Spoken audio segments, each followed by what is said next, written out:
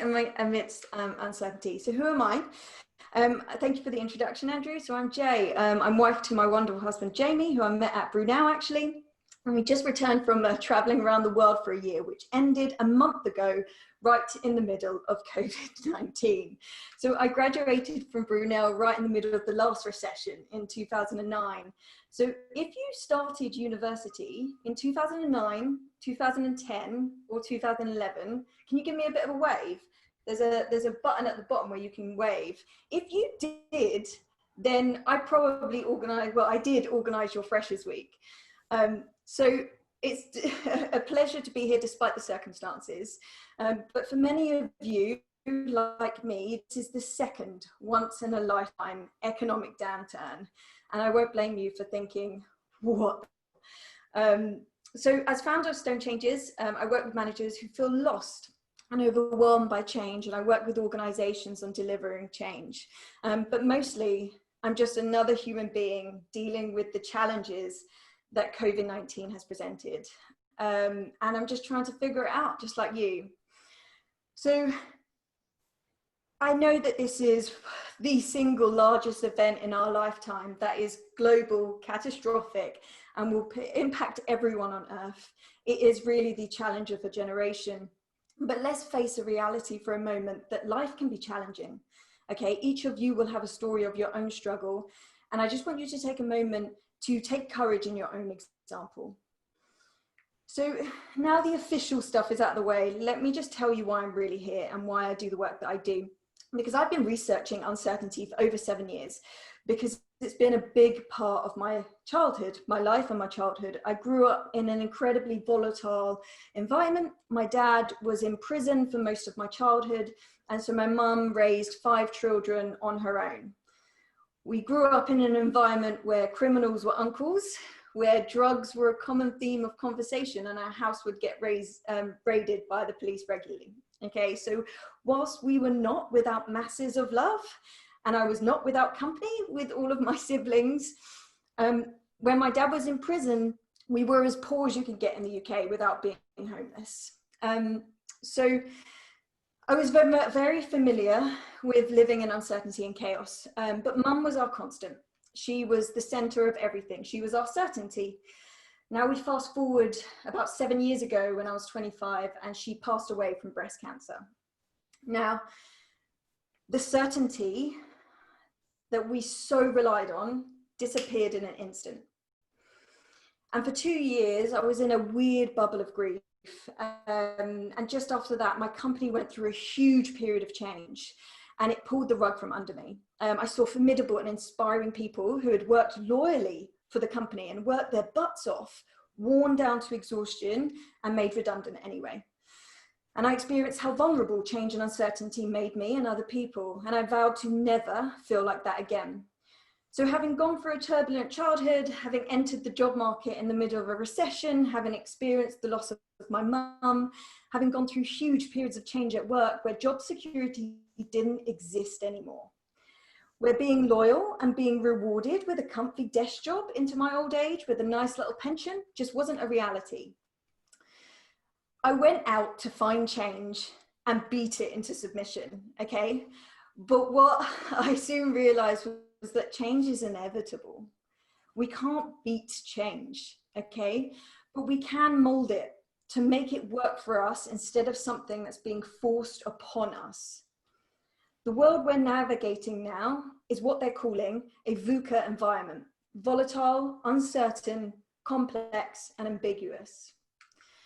There are no best practices, no models, and so there are no rules.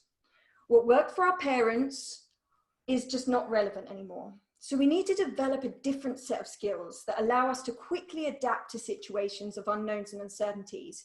Because whilst I hope this never happens again, change itself is inevitable, and therefore so is uncertainty. So in order to not just survive, but thrive, we must be willing to learn to adapt.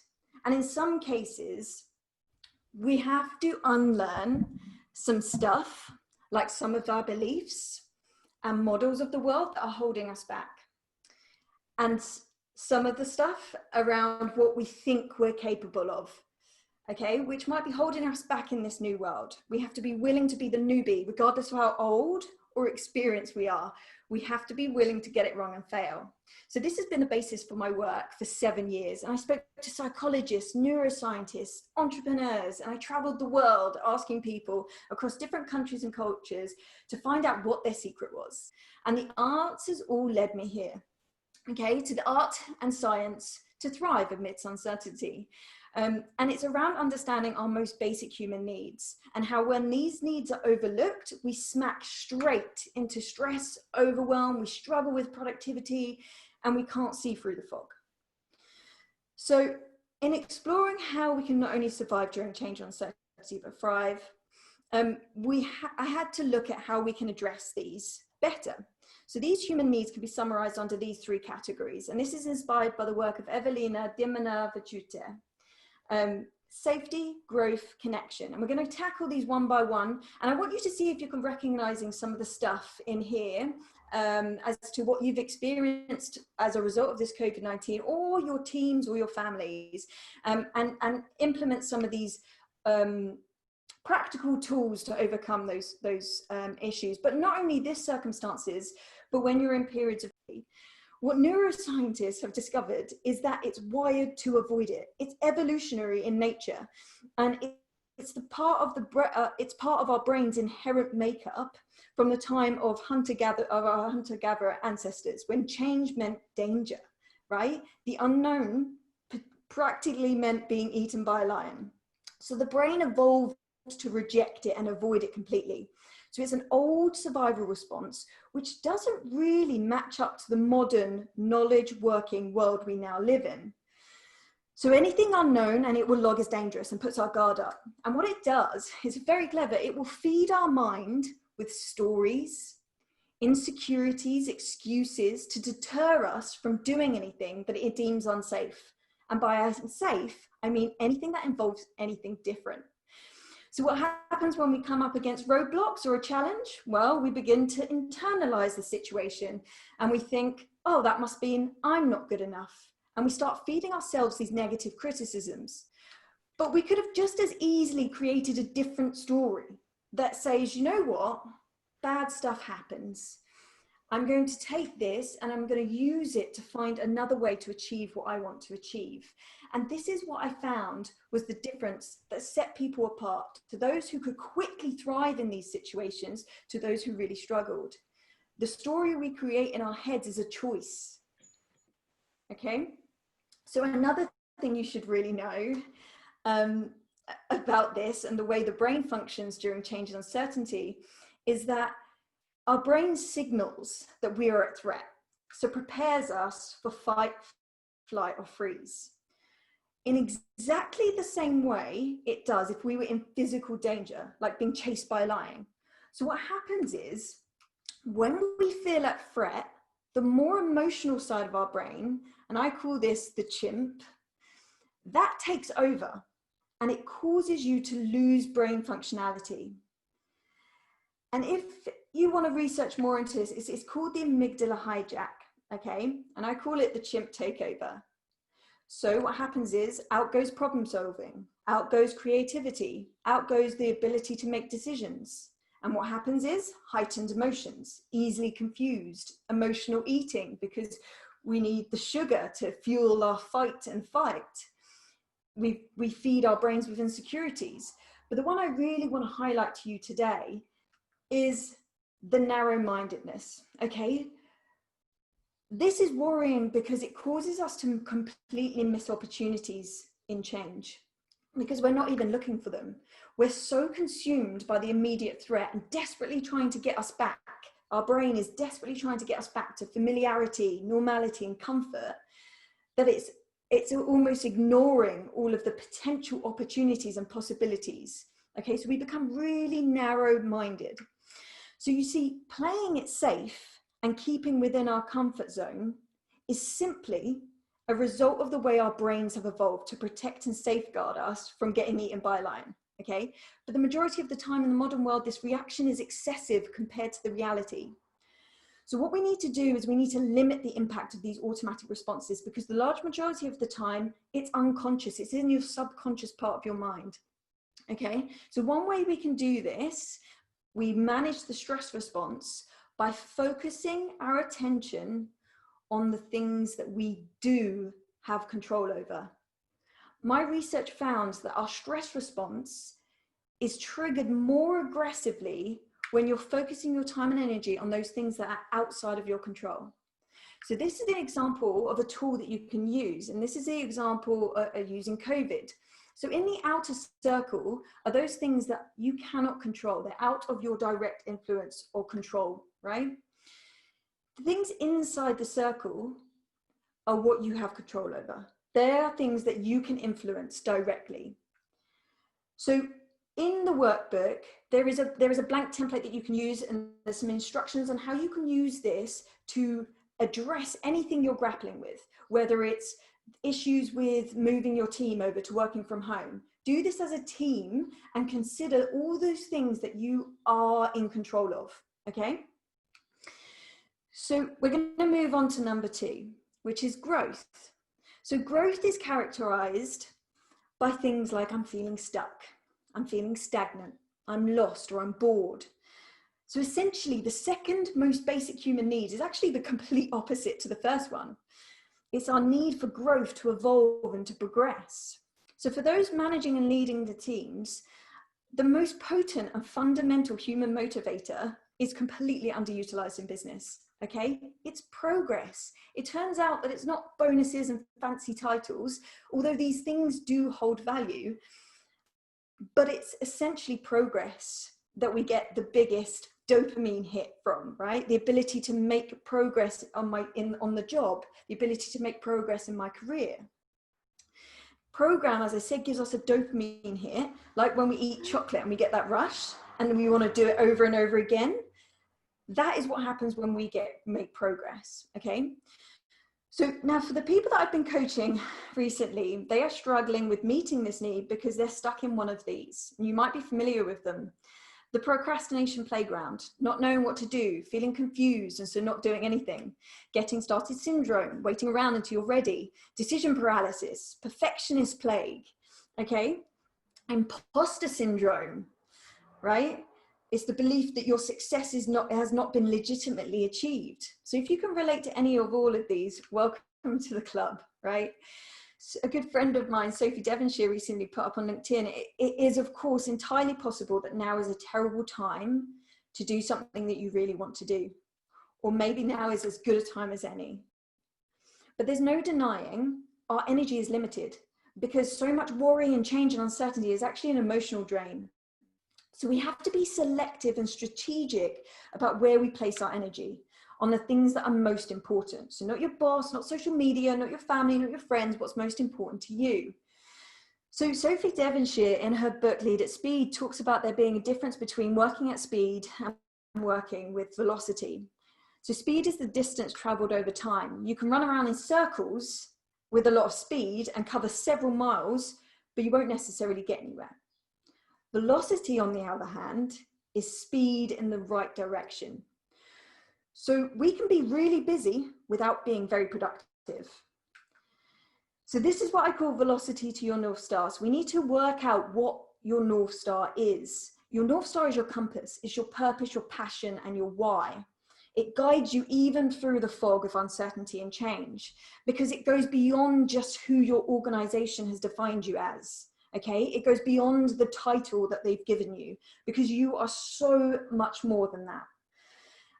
And to think of ourselves in this limited way only causes us stress and resistance when things change and we're unable to fulfill that role or that identity anymore, right? We feel lost without the label, but the label was never us in the first place. So to help you on this journey, I'm going to give you a tool that will help you to determine what's most important to you. So when I did this activity and I made this visual a few years ago out of it, I stopped placing my energy on things that actually were not part of my North Star. And in just 1 year, I completed a marathon. I bought my first property. I got married. I got my motorcycle license. I set up my business whilst working full time. I did my first public speaking gig with the Hollywood Association Appreciation Tech Retreat. I got my, the biggest Christmas bonus as part of my company, which meant me and my husband saved enough to go traveling for a year. And just to be clear, I'm not telling you this to boast, okay? Your success criteria are going to be totally different. I'm telling you this to show you the power of intention and focus, even in the most adverse of situations, okay? So just imagine what you could do with laser focus on exactly what's important to you in that space of time. So the wheel of life is in your workbook, and it's a way for you to determine what those things are, what things are most important, and create a goal based on those and start working towards them. So we're going to move on to connection, but it is in your workbook. And if you do want to talk to me about this, please do. I'll leave my details at the end, and we can talk about this a bit more. So the next section that I wanted to talk you through is connection. Connection is characterized by things that I'm hearing, like I feel I'm carrying a weight all by myself. I'm disconnected, I'm procrastinating, I'm demotivated. So what neuroscience is revealing is that our need to connect is as fundamental as our need for food and water, and has a direct impact on our well-being. This relates back to survival, because there was power in the tribe, okay? To be exiled from the tribe essentially meant our survival rate declined, and they were likely to get eaten by a predator. So connection is extremely important for our psyche, which is why researchers have discovered that connection and having good social networks has a direct impact on increased productivity in our teams, with some research showing a 50% increase, okay? So essentially, all of those coffee shop and water cooler chats that you leaders and managers have been complaining about are not a drain on company resources, but a vital part of team cohesion and productivity. Now, social connection is natural, right? It's a human need, but it can be hard at the best of times. And in this new world of online, how do we connect and build relationships effectively? So I'd like to refer you to the work of Dr. Richard Clayton, who I'm working with at the moment. And to save you lots of time and looking through tons of science-backed research, I've created some infographics for you from his recent work on how to maintain good connections online to help your teams to increase productivity. But very briefly, he talks about the difference between connection and connectivity. And there's a lot of managers and leaders who are getting this wrong, and they are spending too much time on connectivity and not enough time on connection. He also provides some really simple ways we can ensure that we're connecting better with our colleagues virtually, okay? So that's all in the workbook, and I've directed you to some of his research, some really easy reading work. But not only this, building your network right now is by far the best thing you can be doing for your own professional success now and beyond this pandemic, whatever position, industry, or role you're in. Because there's no job security in this VUCA world, the only thing you get to take with you, essentially, is your relationships and your network. So if there's one thing I've learned over the last 10 years, it's that working hard does not equal success. The people who were in my company and got made redundant, they all worked hard. So this is where having your personal board of directors is incredibly useful. And this has accelerated my prospects and my opportunities throughout my career. You will have noticed that throughout this presentation, I have highlighted the brilliant work of other people who I'm working with and who reside on my personal board of directors, whether they know it or not. Okay, these people I know can speed things up for me because I know my North Star. I know that there are certain people who are going to speed that up for me, and they become allies and advocates for you and your work without you having to do anything. Okay. So building your network to include people from different backgrounds who provide you with different perspectives and who can help accelerate your success. And the point is, they don't need to essentially know that they're on your board, okay? But find somebody you admire, follow their posts, listen to their webinars, soak in information, and wait for an opportunity to engage with them. So for example, Dr. Richard Clayton, he's somebody I've admired for a very long time, and I just happened to be able to do some work for him that he needs for his research. And as a result, I'm benefiting from his research, from his from being connected with him, related to him engaging with my LinkedIn content.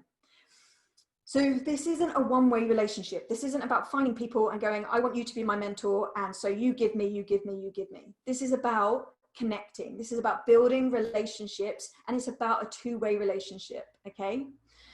So I invite you to consider who is on your personal board of advisors. And the final thing that I want to share with you today, and I didn't really want to expose it because it was my dirty little secret, but if you're only just beginning to build your network online, I need you to know how achievable this is, okay, in the real life, right? I'm not some big, you know, influencer, okay, just normal person looking for career progression. Now, I only got back from traveling a month ago, right? And I started writing content in about that time. So we're talking weeks, not months, okay? And I started networking online, utilizing online tools. And in a matter of weeks, and this is by no means, you know, this is very modest numbers, right? For the large majority of people who have been doing this for years, right? I'm way behind the game. But I went in a matter of weeks from 400 contacts on LinkedIn to over 2,000. I've had 3 career opportunities without having to apply for roles. I've done 3 live webinars. I've got 3 in the pipeline. I've got 6 new clients I'm working with. I've got 3 people helping my business. Okay, you're getting the point here. And this statistic I actually found online, that there are like 9 billion, I think it says, impressions there, but actually only a small portion of people are posting. So my advice to you is understand what your North Star is. Start talking about it and networking online. Now, I haven't had a chance. I've got loads of advice from my online network on the best ways to network on LinkedIn. I don't have time to go through that now, but if you do want it, please follow the link at the end and connect with me, and I can give you all of that information. So again, if there's one thing that you do, if you take one thing that you take from this presentation, please let it be connect. It's not only good for your well-being, it's amazing for your productivity, it's also amazing for your team's productivity, and it's incredible for your career progression. So I hope this has been useful. I haven't been able to cover everything I would have loved to, but I think that I've made it within the time allocated. I would love to share. I've got this. There's lots of these tools and stuff that are part of a bigger course. I'm offering this free 3-week mini course where we basically have a session a week and we do a live coaching call. I'm offering this free to my Brunel network. So it's the art and science to thrive amidst uncertainty. If you're interested in this, simply go to www.stonechanges.com/brewwhat. So BRUWAT, and you can sign up, you'll register your interest for that. And you can also let me know what other resources, as you can see there's a tick box, and you can let me know if you want any of the other resources that I've talked about. And please connect with me on LinkedIn and let's chat. I'd love to see your content. Thank you so much for having me. Thank you very much, Jay. I really enjoyed that, and especially the key takeaway that you mentioned there about connecting. After all, that's how Jay came to do this webinar for us today. Jay and I, we met on LinkedIn after 8 years of having last met at Brunel. Like she mentioned, having organised those Freshers Week. I was there at the same time, so it was really good to be reconnected. So we're going to move on to some question and answers. Thank you. I've seen some coming up in the sidebar already. So if you have any whilst we're going through some Q&As with Jay, then feel free to put them in there. I'm going to start with this question from Rebecca. So Jay, sometimes, oh, it's moving up quickly. Sometimes circumstance like the current situation can cause motivation to falter, even when you feel confident in your North Star, have clear goals, intentions that you still want to achieve. How can we regain lost motivation in these circumstances? Yeah, it's really tricky because as part of this whole process, we're going on this emotional roller coaster. So what psychologists have actually found is that during change and uncertainty, we go through a similar emotional experience that we do when we experience loss. So when we experience the loss of a loved one or a pet, we go through something that many of you will be familiar with, which is the grief cycle. And we go through those 5 stages of grief, where it's shock, depression, and then you kind of move up the ladder up to acceptance. And everyone goes through this process, everyone. The only difference is how quickly we move through. Now, once we get to the end stages of, we begin to experiment and we start thinking, okay, I can do this, I can deal with this situation. That's where we can really harness our motivation back. But it requires us to move, first of all, acknowledge that we're going on this roller coaster. So we have to go through these stages and we have to move through them. And in order to get to that level of experimentation, acceptance, which is at the end of the roller coaster. So what I would encourage you to do is go back to the basics and really start recognizing how you're feeling. And I know that sounds really wishy-washy, because that really annoyed me when I first started researching into this, and when I'd lost my mum, or when, you know, my company went through huge change, and, you know, somebody said to me, you need to get in touch with your feelings. I was just like, what? Okay, I want strategies, I want grit, I want mountains to climb. But it really is, that is the core of everything that happens in terms of our motivation levels, in terms of our productivity, and it's the same for our teams. So what I would encourage you to do is have a look at this grief cycle. You just type into Google change cycle and start looking at those processes and start to just pinpoint where you are, right? And then recognize how you're feeling. Just go back. And what you need to do is, if there's something going on, ask yourself the 5 levels of why, okay? Because what usually happens is that we recognize feelings like stress or frustration or anger, but what's really happening is that's just the tip of the iceberg. And what's really going on underneath the surface are some emotions that we're less willing to admit. Sometimes it's shame, sometimes it's embarrassment, sometimes it's, you know, the fear of, you know, you might be angry about losing your potential of losing your job, but really it's about feeling humiliated about that prospect. And you really need to get to the core of that, because only once you've done that can you address it, and you can start thinking, okay, I acknowledge how I feel, and this is how I want to feel. I want to feel motivated, I want to feel high energy, right? And you can start working towards that, but you need to move through that process. Once you do that, you actually become quicker moving through that process. So that's what I found is the difference between those people who struggle and those people who thrive. Because they recognize they have to go through this cycle, they get through it quicker. It was a very long answer. I'm sorry. I'll try and keep them a little bit more brief. We've got a lot of questions coming through. So the next one is from Lydia. So any suggestions for long work calls and maintaining engagement when people are presenting back? Sorry, say that again. Questions for long work calls and maintaining engagement when people are presenting back? Yeah, so I'm assuming this is long virtual calls being made. What research has actually shown is that we can only stay engaged for a maximum of 39 minutes. And even that, I would say, is a long time to be kind of presenting something.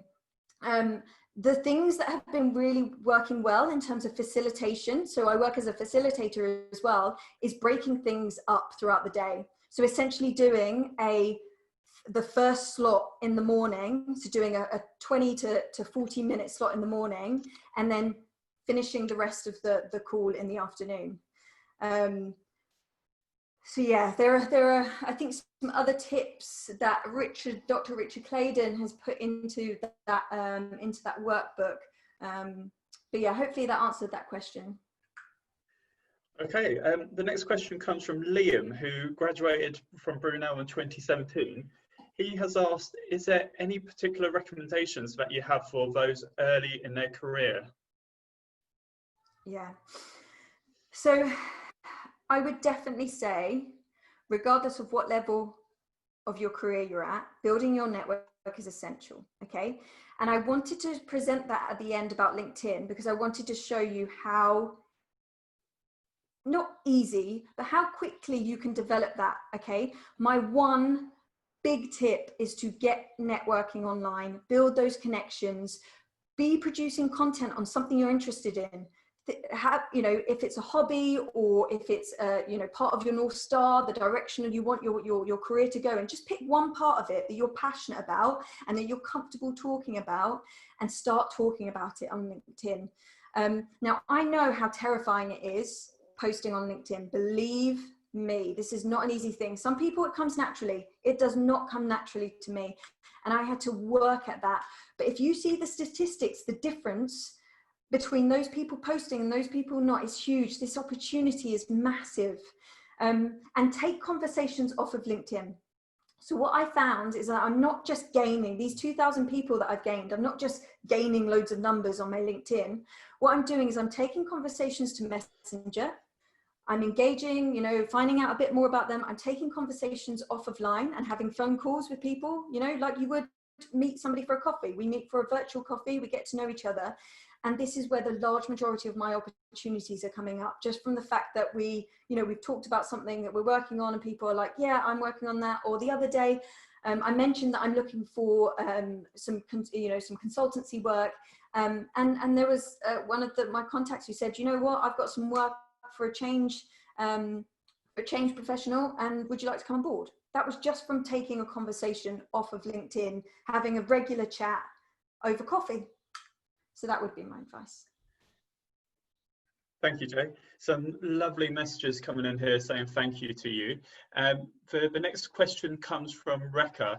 So how can students feel motivated about their learning or their job potentials, or even about getting a placement during this deep recession? Yeah. Get back to your purpose, get back to what you're passionate about. This is where your North Star comes in, because it is let's be real here, right? It is a difficult landscape. That, you know, there is competition. But what we don't want to do is create this scarcity mindset, right? Because this is what I found the difference between those who thrive and those who really struggle, is that those who really struggle have a scarcity mindset. So they create these stories in their head where they're like, oh, you know, it's a recession, I'm never going to get a job. There's loads of people like me doing what it's never going to happen. I'm going to find this difficult. I can't do this. And the difference between those people who are in exactly the same circumstances, but say, you know what, this is a difficult landscape, right? And this might, you know, this is a difficult time, but what can I do, right? So just focus on what you can do exactly where you are, okay? And get back to that purpose and that passion. So that's your North Star. So really, really focus in on what is important and where you need to spend your time, and start thinking about the things that you do have control over. Okay. So in terms of your motivation, you will be motivated by this passion, by this cause that you have, once you've kind of framed it and understood it. And it's from you. It's not what you've been told by social media to have. That was one of the big things that I had to let go of. I had an amazing career. I was getting paid really well. I'm not going to lie. I was flying around the world, you know, drinking champagne and spending time in Las Vegas. And I swapped all of that for a backpack with very little money, traveling around the world in what I can only describe as crack dens. And that was because I realized that I was chasing a version of success that wasn't mine. It was somebody else's. So in terms of motivation, get in touch with that, what's important to you. So that's your North Star. Okay. Yeah, I hope that, and focus on what you can do. Okay. A growth mindset, not scarcity. Okay, thank you, Jay. The next question comes from Lawrence. Great to see you again. So negativity is always on free offer in hard times, even from friends. How do you approach this in your methodology? Yeah, approaching other people and trying to tell them to be positive is not the way to go about it. And I think what we've got to recognize, and this is a great question because it relates to our teams, it relates to our families, it relates to our friends. Now, one thing I want to illustrate to you is that whilst we're all in this same COVID situation, we're not all experiencing this the same way. Okay, that's a fact, right? That's based on the resources we have, the way we deal with things. We are all experiencing something different. And this is the same for change, organizational change, family change, any sort of change that is forced upon you. You will not be experiencing the same thing as somebody else. And so we really, really have to show compassion. Compassion is such an important part of leading ourselves and others through change. It's the recognition that they are experiencing this, their circumstances are unique and they are experiencing something of their own, and we've got to be compassionate towards that, and we've got to meet them if we want to support that person to move through what I called, you know, the change curve, which is similar to the grief curve. If we want to support people through that process, we have to show huge amounts of compassion for where they are, and we have to go back. So if we've already gone from, oh my God, shock, depression, and we've moved quite quickly to, oh, you know what, I'm all right, I'm experimenting, I'm seeing the opportunity. It is really annoying when those types of people come up to you and they're like, isn't this great? You've got to go back and meet them where they are at and show that level of compassion. And that's the only way you can kind of address that. And support them through. Thank you, Jay. I'm going to ask two last questions. Anyone else who has a question after this, if you can please just drop it to Jay in her contact details that will be provided, that would be brilliant. So an interesting question from Louis. So he agrees a lot with you on the power of connection and how we deal with connectivity. So he wants to know, do you have any thoughts on how to motivate yourself to avoid going into an ostrich mode? Yeah. So there's a few ways that we have to do this. And again, when I found this out, I got really annoyed with it because it was like, it almost felt pathetic, right? But I'm just going to go back to emotions, recognizing and acknowledging how you're feeling. And then there's two things, self-mastery, okay? You need to manage this stress response, and you can only manage the stress response by understanding how you deal with stress. And it's individual. So I work with my clients on an individual basis because we all manage it in different ways. Now, this is massively tied to motivation, to productivity, and to our ability to thrive and see the opportunity. But we have to get these basics right. So we have to go back to, how are we feeling? Let's acknowledge what's going on here. We have to manage our stress response through self-mastery. Okay, so we need to recognize how we experience stress. Is it, you know, how are you feeling? What happens? Do you get angry? Do you get upset? What alleviates that? Okay, is it running because you're exerting some of that pent up energy? Because we get all like tense due to, you know, when change and uncertainty is happening, because our body is fueling the fight and flight mode, right? So you need to start recognizing where in your body what's happening. Okay, so that's self-mastery. So you've got emotions, understanding and acknowledging emotions. You've got to manage your stress response by understanding how you experience stress. And you've got to focus on those things that you are in control of. And then the piece about, you know, the North Star, that's where the progress and the motivation comes into play. But again, if you want a bit more of this, please do email me. Give me an email. Tell me what it is you're grappling with. We can have a conversation about it, or I can point you to some other resources that I have. Okay, I'm going to go with, for the last question, a question that came to me first. So it's a question from Shaq. He's got a cousin who is going to be, a relative who's going to be graduating in June. Do you have any advice for an entrepreneur who has communications agencies? They're a student in English. Just repeat that, Andrew. You broke up a little bit. So I got that he was a student just out of uni. And they're looking for advice as a young entrepreneur who's setting up a couple of communications agencies. Yeah. So just some general advice on, and this is great. I think entrepreneurship is an incredible way to go. Again, I think that as a new student, getting some, I'm going to go back to it, it's as simple as your network, right? Your connections, that is going to be huge in this. So, and I want to relay how easy it is to do now that we have these online tools that we can utilize. We can establish our credibility so quickly by simply writing content, which engages the people that we want to engage with. So by focusing on your North Star, you're going to get really clear about who you're trying to target, right? Who is it that you're trying to get in front of? And then the connection piece is building that network, whether you're just out of uni or not, building that network based on that North Star. So it's really, really intentional and purposeful. Okay, thank you, Jay. You're welcome.